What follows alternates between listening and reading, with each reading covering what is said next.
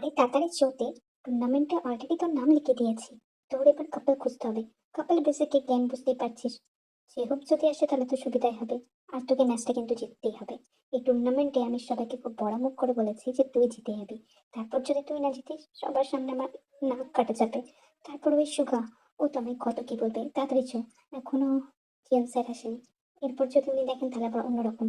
না না, আমি কিচ্ছু জানি না, তুই চো তো। এই বলে জিমি তের হাত ধরে টানতে টানতে টুর্নামেন্টের জায়গায় নিয়ে চলে আসে। অফিস থেকে কিছু টুর্নামেন্ট আয়োজন করা হয়েছে অফিসের কলিগদের জন্য। এসবে আমায় কেন জড়ালি জিমি? এবার যদি জাঙ্কুক স্যার জানতে পারেন না, তারপর আমার আস্ত রাখবে না, একদম আস্ত রাখবে না। আমি আর কি বলবো, আমি তোর দিক দেখবো না নিজের দিক দেখবো? এগুলো যাবে ওগুলো যাবে, সবগুলো যাবে। আমার পারমিশন নেবেন একবারটি। এই বিষয়গুলো তো সেন্সিটিভ। রাতের দেন অন্যান্য বিষয়ে আমি তোকে কিছু বলেছি। আমি জানি না আজ কি হবে, কিন্তু নাম যখন দিয়ে দিয়েছিস খেলতে তো আমায় হবে। না হলে আবার অন্যের জন্য অন্যরকম ভাববে। যদিও এই অফিসে কেউই আমাদের সম্পর্কের ব্যাপারে জানে না। আর আমি চাইও না। আমি ওই সম্পর্কটাকে ছেড়ে এসেছি। উনি যদি পিঁপড়ার মতো একদম লেপ্টে থাকে, আমি কি বলবো? আমি তো আর মিষ্টি রস নই, তবুও পিঁপড়ার মতো লেপ্টে থাকবে। আমার কাছ থেকে দূর থাকবে না। আমাকে ছেড়ে দিচ্ছে না, আমার দম বন্ধ করে মেরে দিচ্ছে। তারপরে তুই এই কাজটা করেছিস, কি এই কুকামটাই করেছিস, আমি আর কি বলি। কিন্তু না, আমাকেও খেলায় অংশগ্রহণ নিতে হবে। আমি বা কতদিন ওনার ভয়ে ভয়ে বাঁচবো? আমাকেও নিজের জীবনটা অন্যরকম ভাবে শুরু করতে হবে। আর সেটা তোর এই টুর্নামেন্ট দিয়েই হোক। ওখানে মনে হয় হবি আছে, যে ওকেই বলি, ওকে কনভি করে নিলেই ভালো হয়। ও যদি আমার সাথে খেলতে রাজি হয়ে যায়, তার থেকে ভালো কিছু হবে না। ওই অন্যান্য পুরুষদের সঙ্গে আমি অতটা কমফোর্টেবল না। হবি ভাই আর যাই হোক, আমার ব্যাপারটা বুঝবে। চ, গিয়ে ওখানে কথা বলি হবি ভাইয়ের সাথে। তো দেরি করলে চলে? অফিসে একটা টুর্নামেন্ট দিয়েছি, এমনিতেও সবাই বোরিং ফিল করছিল। কাজ থেকে নিজেদের রেস্ট দেওয়া হবে, আর একটু ওয়ার্কআউটও হয়ে যাবে। তাই জন্য টুর্নামেন্ট দিয়েছি। তুই অফিসের বস হয়ে এত দেরিতে গেলে কি করে হবে? এদিকে মনে হয় টুর্নামেন্ট শুরুও হয়ে গিয়েছে। চল তাড়াতাড়ি পৌঁছায়। কে কে অংশগ্রহণ করলো, কাদের কি হলো, সব তো দেখতে হবে। আর জিতলে ভালো পুরস্কারও দিতে হবে। চো চো চো, তাড়াতাড়ি চো।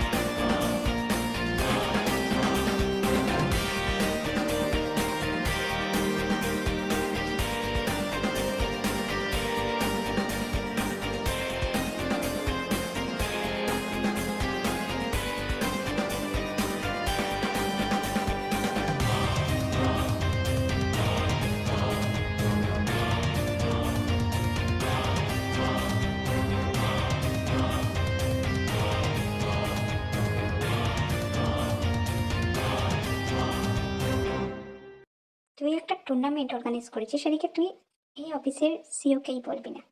খুব ভালো কথা। তারপর ওই তে ওই তে হবির সাথে কাক ঘেঁষে ঘেঁষে দৌড়ে অংশগ্রহণ করছে। দুটো পা একসঙ্গে বেঁধে কেন দৌড় দিতে হবে? হ্যাঁ, একটা পায়ে বেঁধে কি হবে না? আর কাপেলে লাগবে, তাও আবার মেল ফিমেল। আমাকে না জানিয়ে শুনিয়ে এসব করা হচ্ছে। তোর বোনকে তো আমি উপযুক্ত শাস্তি দেবো, আর তোকেও। দাঁড়া না, দেখাচ্ছি। আমি একজন মাফিয়া, সাথে সাথে ইনভেস্টিগেটর। তুই সবটাই জানিস। ইনভেস্টিগেটরের সাথে সাথে একজন মাফিয়াও, আন্ডার ডার্ক মাফিয়া।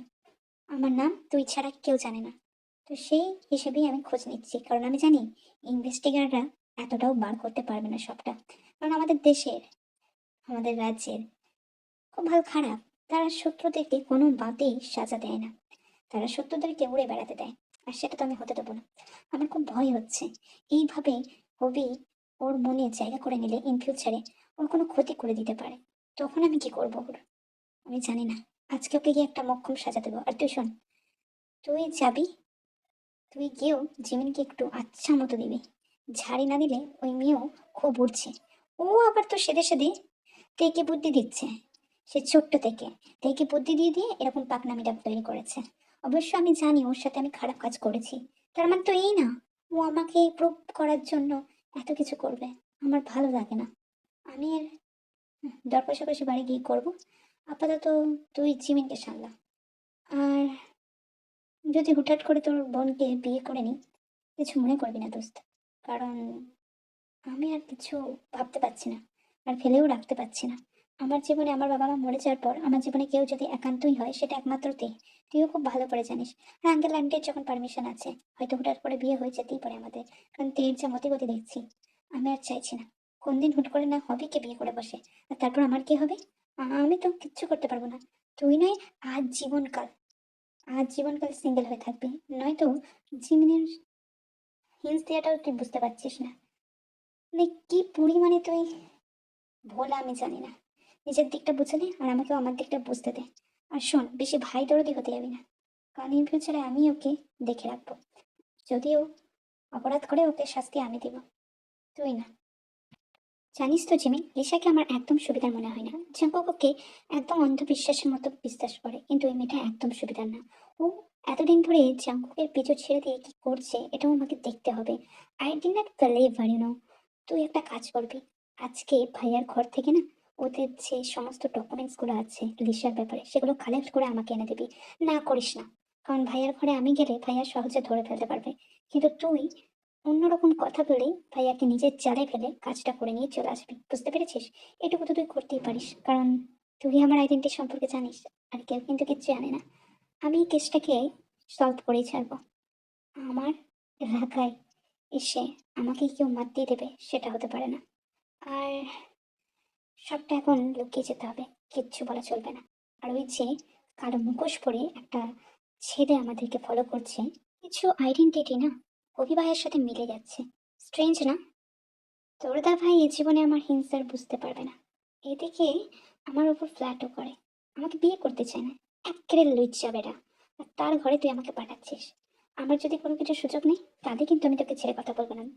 তে, তখন কিন্তু তোর আমার হয়ে কথা বলা লাগবে। ইভেন তোর বৌদি আমাকে করা লাগবে। যদি সেটা না করিস তাহলে কিন্তু শেষ করে ফেলবো দোস্ত। তোর জন্য এত কিছু করেছি, কিন্তু আমার কেন জানি না তোর ভাইয়ার ঘরে ঢুকতে কেমন ভয় ভয় লাগছে।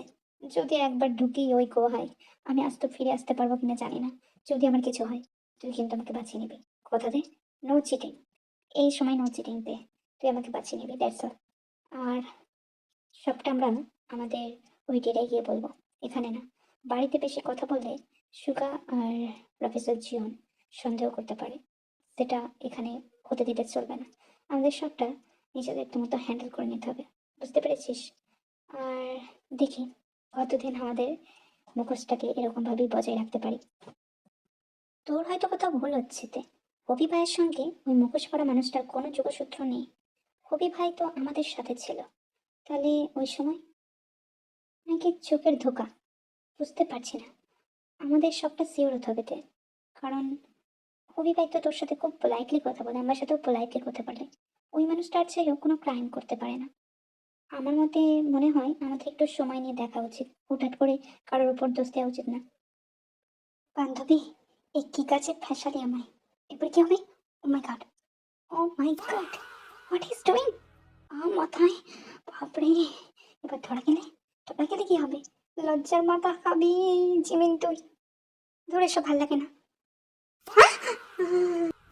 তো দুষ্টু জিমিন, আমার ছোট্ট সোনাকে দেখার ইচ্ছে ছিল আগেই বলতে পারতে, তাহলে তোমাকে আগেই দেখিয়ে দিতাম। এইভাবে লুকোচুরি খেলার কি আছে?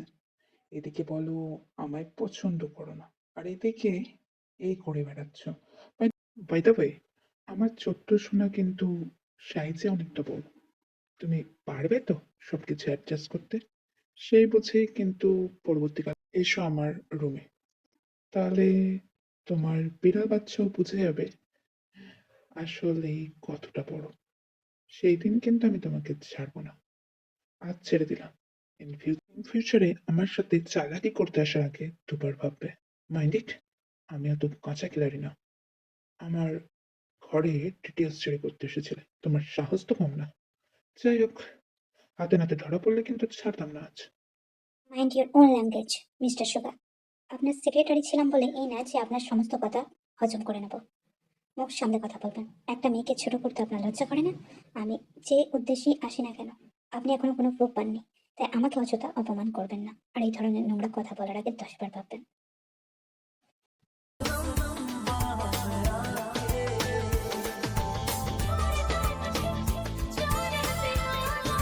ওকে তো আমার হতেই হবে জিমিন, যে কোনোভাবে আমি তোমাকে ঠিক আমার করে নিব। লজ্জা পেয়েছো, পাও পাও। আর কতদিন লজ্জা পাবে? একদিন না একদিন তো আমার হবে ঠিকই।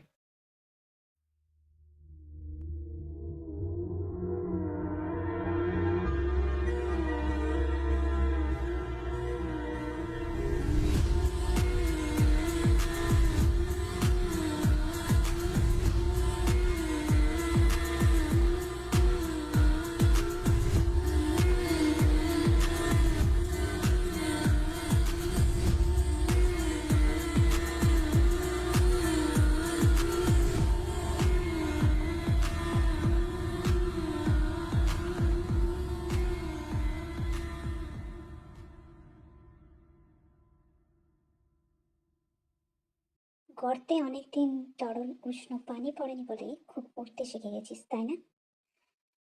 খেলতে গিয়েছিলি হবির সঙ্গে, জিতেছিস ওখানে, ভালো কথা। কিন্তু আজ খেলায় আমি আর তোর মধ্যে যে কোনো একজন জিতবে। উচিত শিক্ষা দেবো তোকে আজকে, যাতে ওই হবির সাথে তুই পরবর্তীকালে কিছু না করতে পারিস।